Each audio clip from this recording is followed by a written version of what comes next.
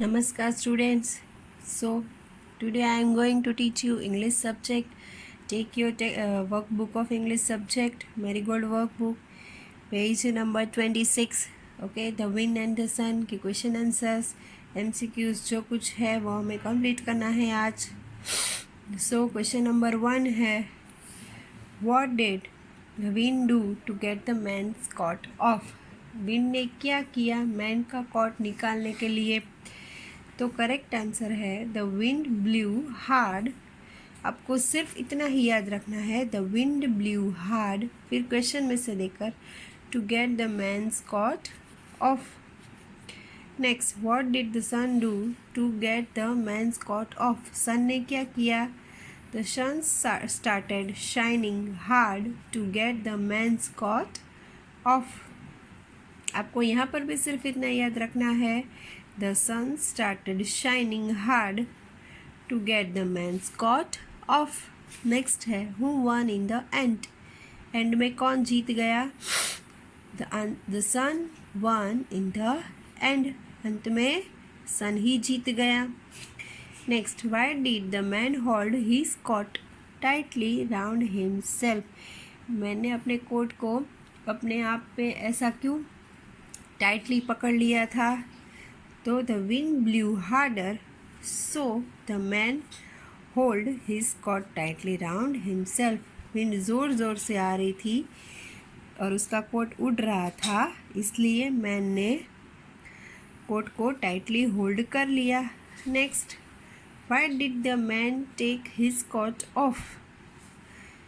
Okay, man ने क्यों अपना कोट निकाल दिया?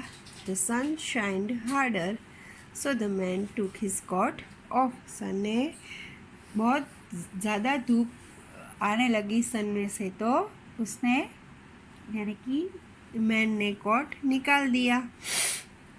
नेक्स्ट है, हु सेड टू हुम? वो टेक्स्ट बुक में जब हमने किया था तब मैंने आपको कहा ही था कि मैं आपको वर्क बुक में करवाऊंगी. यहाँ पर हु सेड टू हुम का मतलब होता है जो स्टेटमेंट आप देख रहे हो वो कौन बोल रहा है और किससे कह रहा है. हु सेड यानी कौन, किसने बोला था. टू दिस हुम यानी किससे बोला था, किसने बोला था और किससे कहा था, किससे बोला था. ओके, जैसे कि ये है, I can get his coat off more quickly than you. मैं तुमसे तुम्हारे से पहले इसका कोट निकलवा सकता हूँ. ये कौन बोला था? The wind said to the sun. Wind ने कहा था सन से. I will let you try first. जाओ, मैं तुम्हें पहली बारी देता हूँ. ये कौन बोला था? सन बोला था. और किससे? The wind. विंड से कहा था सन ने. Next, how cold it is?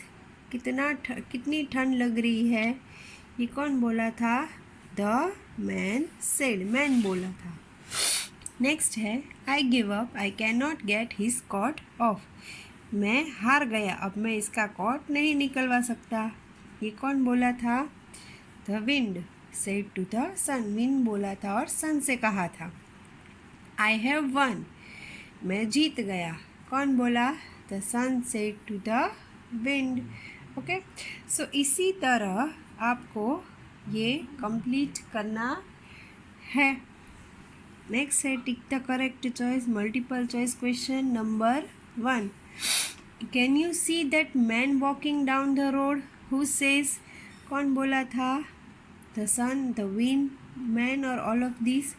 तो करेक्ट आंसर है the wind.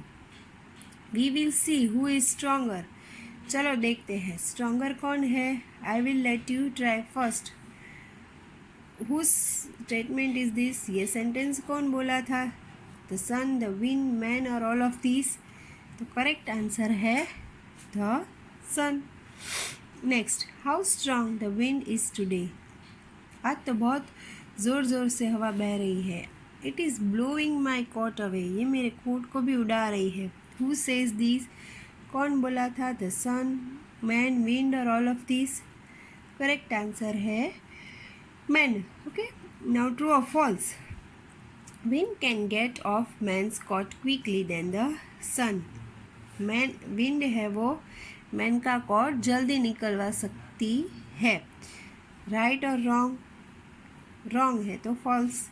The sun was trying first, sun ने पहले ट्राई ली थी, नो, तो आएगा false. The wind lost her patience, wind हार कर बैठ गया, तो आंसर है ट्रू।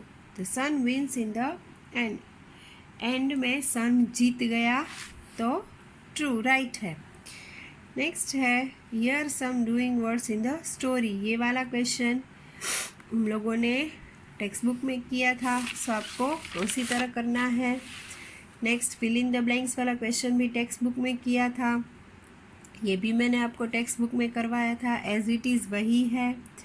उसके बाद है rearrange the words given in the below to make meaningful statement. यहाँ पर अलग अलग 3 वर्ड्स है, उनको रीअरेंज करके हमें करेक्ट ऑर्डर में अरेंज करके मीनिंगफुल सेंटेंस बनाना है। जैसे कि मी, लेट, ट्राई, तो आएगा लेट मी ट्राई।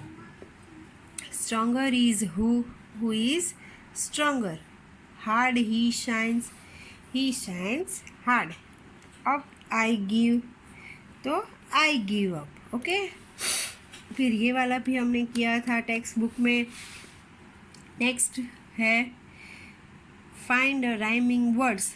ओके, ये आपको अपना लिखना है। If you want to write then you have to write, otherwise make cross here. Okay, लिखना है तो लिख सकते हो, अगर नहीं लिखना है तो आप क्रॉस भी कर सकते हो। यहाँ पर राइमिंग वर्ड्स को लिखना है। राइमिंग वर्ड्स का मतलब होता है वर्ड जो हमें यहाँ पर आप देख रहे हो उसके लास्ट 2 लेटर सेम हो और उसका प्रोनाउंसिएशन मतलब उसका जो बोलने का जो होता है रिदम वो सेम होना चाहिए एंड में। ठीक, जैसे कि bun, sun, bot, cot, sunny, funny, bee, see, bot, cot, hold, cold, fan, man, pot, hot, clown, down, told, cold. Okay, इसी तरह ये भी आपको करना है। नेक्स्ट है क्रॉसवर्ड पजल, वो भी हम लोगों ने टेक्स्ट बुक में किया था।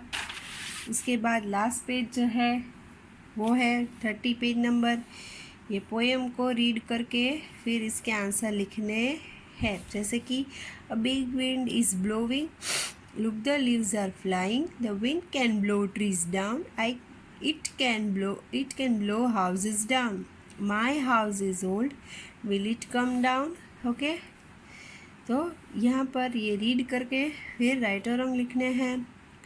The wind can blow down a house, wind house को ब्लो करके डाउन कर सकती है, तो आएगा नो, यहाँ पर रॉन्ग आएगा। यहाँ पर अगर दिया है तो आएगा right. Okay, according to poem हम यहाँ पर राइट करेंगे। The wind can blow down a field, wind है वो खेत को भी गिरा सकती है, तो रॉन्ग आएगा। The wind can blow down a child, wind child को भी गिरा सकती है, तो आएगा wrong. The wind can blow down a tree, wind tree को गिरा सकती है, तो आएगा right. The wind can blow down a river, river को गिरा सकती है विंड, तो आएगा रॉन्ग। सो इस तरह आपको यूनिट नंबर 3 की स्टोरी के क्वेश्चन आंसर बाकी सब कंप्लीट करना है आपके वर्कबुक में। I hope you all understood today's work. Okay, thank you so much.